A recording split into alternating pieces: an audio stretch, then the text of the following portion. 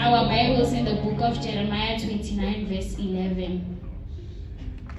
Amen. Jeremiah 29 verse 11. It says, "For the plans I have for you, declares the Lord, plans to prosper you and not harm you, plans to give you a hope and a future." Today I'm standing here to tell you that God will destroy your plans if He sees that your plans are going to destroy you.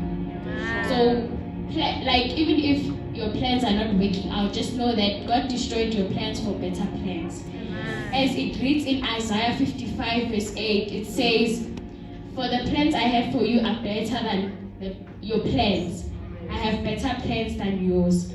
So I'm standing here to encourage you that even in the toughest seasons of your life, even when it's hard in your life, God has better plans for you. Can you learn to trust God in everything? Can you learn to trust God even in our toughest life? When God directed Joseph to take Mary and Jesus to flee into Egypt, Joseph stood up and went to and flee into Egypt without even asking God why. Can you trust the Lord for the future, and you trust the Lord for the plans He has for us?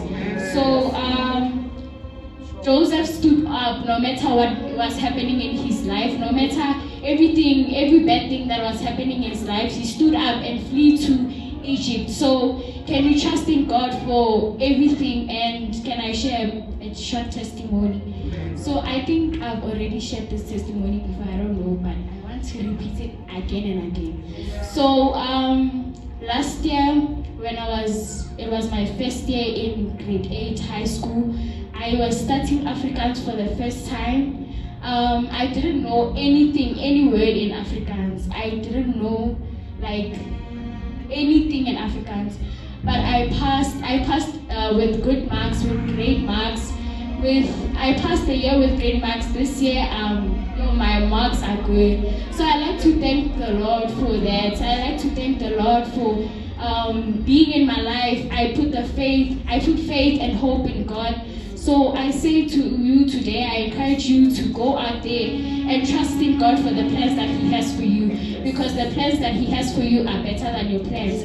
Just because your plans have failed and your plans are destroyed, that does not mean that God doesn't have better plans for you. The devil will try to remind you that your plans have failed, to remind you that the goal that you set for yourself you haven't reached your goal. No, it's not because God doesn't love you or God forgot about you. It's because He has better plans in your life for you. And thank you.